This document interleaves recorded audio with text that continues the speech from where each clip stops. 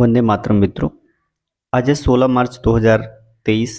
आज की प्रमुख करंट अफेयर्स पर हम नज़र डालते हैं। सबसे पहला है फेसबुक। फेसबुक ने अपने बहुत सारे एम्प्लॉय को एक बार फिर से बाहर कर दिया है। और फेसबुक की जो स्थापना हुई थी ये हुई थी 4 फरवरी 2004 को। इसके वर्तमान में सीईओ हैं मार्क जुकरबर्ग, जो कि उनके संस्थापक सदस्यों में से एक हैं।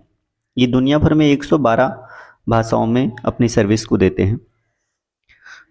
फेसबुक के जो 4 अन्य पार्टनर्स हैं जिन्होंने संस्थापक के समय थे, उनमें है Dustin Moskovitz, Chris Hughes, Andrew McCollum, Eduardo Soren.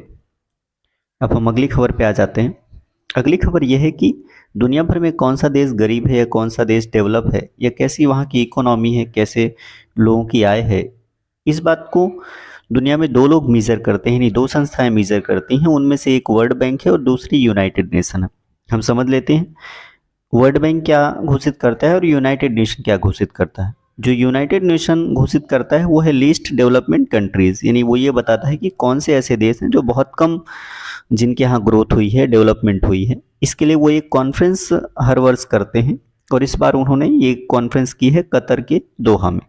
दूसरा है वर्ल्ड बैंक। वर्ल्ड बैंक ये जारी करता है कि लो इनकम कैटेगरी कौन सी, यानी कौन सा देश की इनकम की कैटेगरी क्या है। वो हम जान लेते हैं दोनों के विषय में। तो वर्ल्ड बैंक ने अपना डेटा 1 जुलाई 2022 को जारी कर दिया है फाइनेंशियल ईयर 2023 के लिए। इसमें उन्होंने बताया है लो इनकम उनको माना है जिनकी आय $1085 से नीचे है, और लोअर मिडिल इनकम उनको माना है जिनकी आय $1086 से $4255 के बीच है। इसी में भारत है। अपर मिडिल इनकम वाले देशों को उनको माना है जिनकी जो आय है वो $4256 से $13,205 के बीच है, और इसमें चीन है।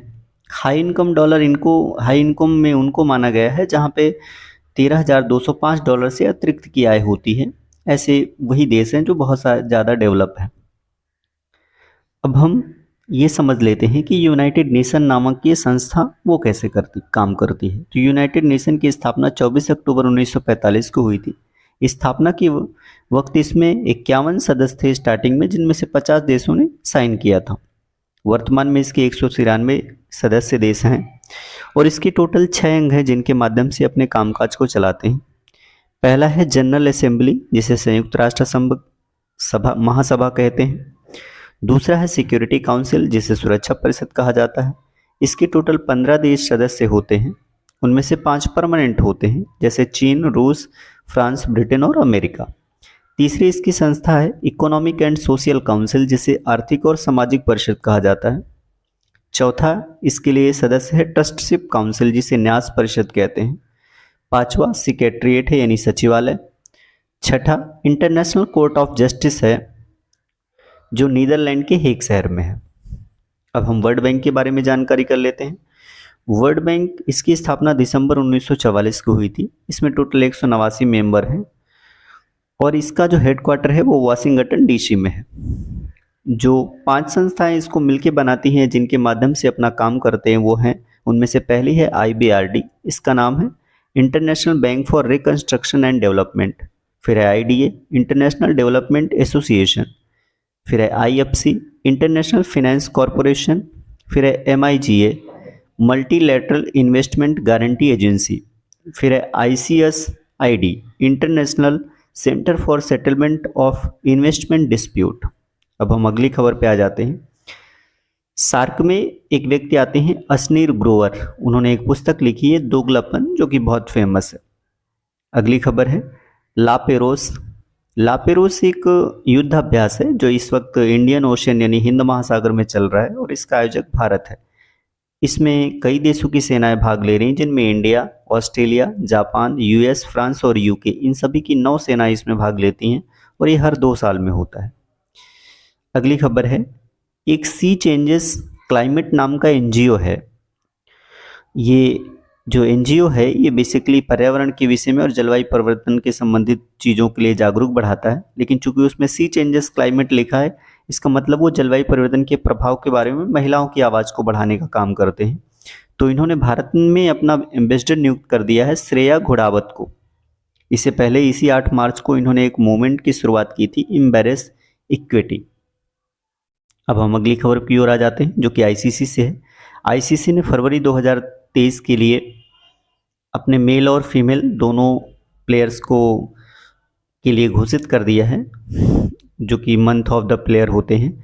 उनमें से हैरी ब्रुक हैं इंग्लैंड के लिए और एस्ले गार्डन है ऑस्ट्रेलिया, वो वीमेन के लिए हैं।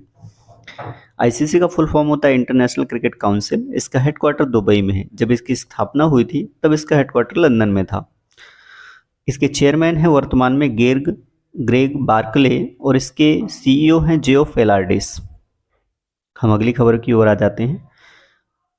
रामसर स्थल या रामसर साइट्स, दुनिया में इस प्रकार की बहुत सारी साइट्स हैं। वर्तमान में 2471 साइट्स हैं। हम जान लेते हैं ये साइट्स क्या होती हैं।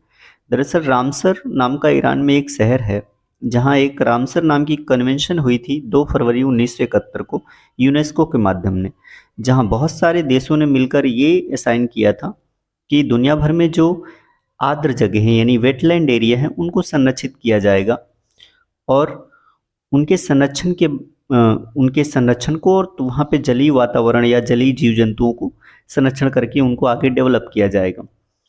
हालांकि इसका इम्प्लीमेंट 1975 से हुआ और 2 फरवरी को ही हम विश्व आर्द्र भूमि दिवस मनाते हैं। इसके अलावा वर्तमान में इसमें 170 कंट्रीज हैं और दुनिया भर की 2471 साइट्स हैं। भारत इसमें 1982 से शामिल हुआ और वर्तमान में भारत में ऐसी 75 रामसर साइट्स हैं। 2023 के लिए इनकी थीम है वेटलैंड रिस्टोरेशन। अब हम अगली खबर पे आ जाते हैं। एयर क्वालिटी के लिए जो इंटरनेशनल एयर क्वालिटी का इंडेक्स है वो आ चुका है। ये एक स्विस कंपनी देती है और ये 2 तरह के इन्होंने अपने डायरेक्शन में दिए हैं, एक देशों के मामले में, दूसरा शहरों के मामले में। अगर कहा जाए कि दुनिया के सबसे प्रदूषित देश कौन सा है तो चाड है, वो दक्षिण अफ्रीका का देश है। दूसरे नंबर पर इराक है, तीसरे नंबर पर पाकिस्तान है। भारत इस बार 8वें नंबर पर है जबकि पिछली बार भारत 5वें नंबर पर था। अब आ जाते हैं शहरों के हिसाब से। तो दुनिया में शहरों में सबसे ज़्यादा प्रदूषित लाहौर है, दूसरे नंबर पर चीन का हुटान है, तीसरे नंबर पर भिवाड़ी, ये भी भारत है। दिल्ली चौथे नंबर पर है और पेशावर 5वें नंबर पर है। इसमें एक रोचक डेटा यह है कि दिल्ली चौथे नंबर पर है जबकि नई दिल्ली 9वें नंबर पर है। पहले दिल्ली और दिल्ली दोनों को एक साथ काउंट किया जाता था, इस बार दिल्ली को अलग काउंट किया गया है और नई दिल्ली को अलग काउंट किया गया है। सबसे इंटरेस्टिंग बात यह है कि टॉप 100 शहरों में 65 भारतीय हैं, यानी दुनिया में जो प्रदूषित शहर हैं 100 उनमें से 65 भारतीय हैं। अब हम समझ लेते हैं, चूंकि ये स्वीडिश कंपनी है तो स्वीडन के विषय में पढ़ लेते हैं। स्वीडन, इसकी कैपिटल है स्टॉकहोम। इसका क्षेत्रफल है 4,47,400 किलोमीटर स्क्वायर। यहाँ की संसद का नाम है रिक्सडैग और यहाँ के वर्तमान में प्राइम मिनिस्टर हैं उल्फ क्रिस्टेसन। एक स्वीडिश जो क्रोना है, वर्तमान में इनकी एजेंसी क्रोना है, और एक स्वीडिश क्रोना बराबर भारत में 7 रुपये 80 पैसे के बराबर है, तकरीबन 8 रुपये। अगली खबर पढ़ लेते हैं। विश्व उपभोक्ता अधिकार दिवस जो कि 15 मार्च को मनाया गया है, जिसे वर्ल्ड कंज्यूमर राइट्स डे भी कहते हैं। अगली खबर है, भारत में एक डेटा जारी हुआ है साक्षरता को लेकर। तो सबसे कम साक्षरता दर वाला बिहार को घोषित किया गया है, जिसकी साक्षरता दर 61.8% बताई गई है। दूसरे नंबर पर अरुणाचल प्रदेश है, तीसरे नंबर पर राजस्थान है। स्वतंत्रता के बाद भारत में जो महिला साक्षरता है वो अब बढ़कर 77% हो गई है और स्वतंत्रता से पहले इसे ठीक कम 11% नीचे थी ये जनसंख्या। तब टोटल जनसंख्या हमारे पास 66% के आसपास थी, जो अब 77% हो चुकी है साक्षरता महिलाओं में।